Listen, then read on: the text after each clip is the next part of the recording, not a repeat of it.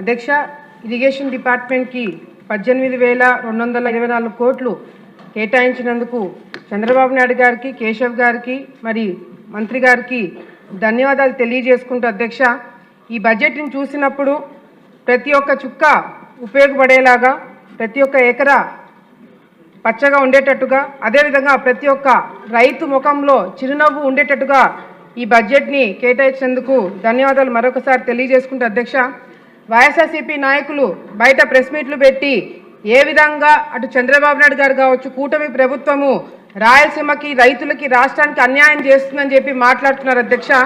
ఒక చిన్న ఉదాహరణ చెప్పాలనుకుంటే, ఏదైతే అన్నమయ్య డ్యాము కూలిపోయినప్పుడు జగన్ ప్రభుత్వము, వైసీపీ నాయకులు ఏం చేస్తున్నారని చెప్పి మేము ప్రశ్నిస్తున్నాం అధ్యక్ష.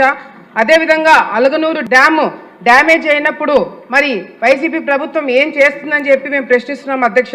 ఈ రెండు ప్రాజెక్టులు ఎందుకు చెప్తున్నానంటే అధ్యక్ష, ఈ రెండు ప్రాజెక్టులు కూడా కడప జిల్లాకి నీళ్లు తీసుకుపోయే ప్రాజెక్టులు అధ్యక్ష. ప్రజలందరూ కూడా కడప జిల్లాకే జగన్మోహన్ రెడ్డి వైసీపీ పార్టీ ఏం చేయలేకపోయింది, మరి పోలవరంని ఏ విధంగా పూర్తి చేస్తుంది, రాష్ట్రంలో ఉన్న రైతులను ఏ విధంగా కాపాడుతుందని చెప్పి ప్రజలు కూడా గమనించారు. కాబట్టి ఈరోజు వాళ్ళకి ప్రతిపక్ష హోదా కూడా లేకుండా పక్కన కూర్చోబెట్టడం జరిగింది అధ్యక్ష.